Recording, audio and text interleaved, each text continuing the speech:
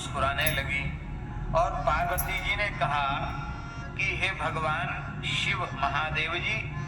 आपने बहुत ध्यान से सुने, आपने मेरे संबंध में जो कुछ कहा है वह मिथ्या नहीं है, सत्य है।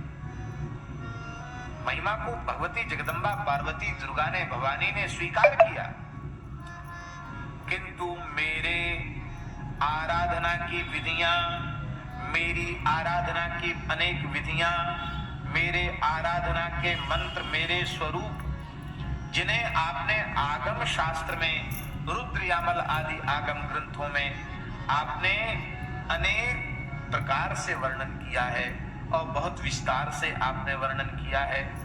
तो मेरी महिमा तो आप उजागर कर चुके हो आगम ग्रंथों के माध्यम से। मैं प्रसन्न होकर अपनी सेवा करने वालों को धर्म अर्थ काम मोक्ष सब कुछ देती हूं, ये बात भी बिल्कुल सही है। लेकिन महाराज मैं यह पूछ रही हूं कि ऐसी कोई सरल साधना आप बता दीजिए जिसमें संसार के घर गृहस्थी के काम धंधे में उलझे रहने वाले लोग, ये बेचारे गृहस्थ मनुष्य जिनके लिए गृह कार्य नाना जंजाला, ते अति दुर्गम शैल विशाला, ऐसे बेचारे जंजाल में फंसे हुए लोग भी धर्म अर्थ काम मोक्ष भगवत भक्ति प्रेम सब कुछ प्राप्त करके कृतार्थ हो सके। ये जब पार्वती जी ने कहा तो भगवान शिव ने कहा, हे देवी, यह ज्ञान अत्यंत गोपनीय है, लेकिन तुम बहुत आग्रह पूर्वक पूछ रही हो, इसलिए मैं इसे प्रकट कर रहा हूं। यह ज्ञान संपूर्ण शास्त्रों का सार है, महान फल देने वाला है,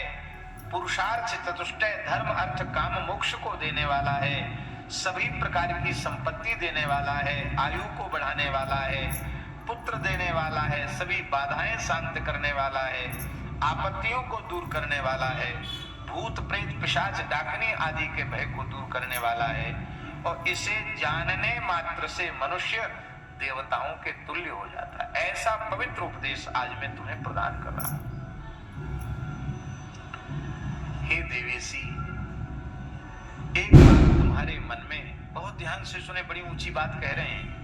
एक बार तुम्हारे मन में सृष्टि के जीवों की पीड़ा देखकर बहुत भारी करुणा प्रकट हुई, तुम भीतर से पिघल गई, द्रवित हो गई।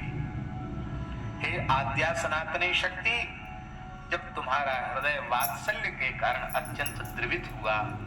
तब संपूर्ण प्राणियों का पोषण, संपूर्ण प्राणियों का कल्याण, उनके धर्म अर्थ काम मोक्ष की सिद्धि के लिए आप इस धरती पर गाय के रूप में अवतरित हुई।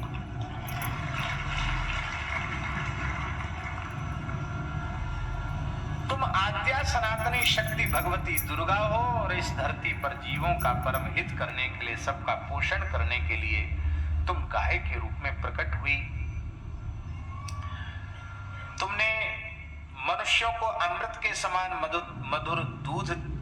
पिलाया, धर्म का, माता के धर्म का पालन करते हुए तुमने पृथ्वी पर निवास किया, और तुम्हारे साथ रहने की इच्छा से मैंने भी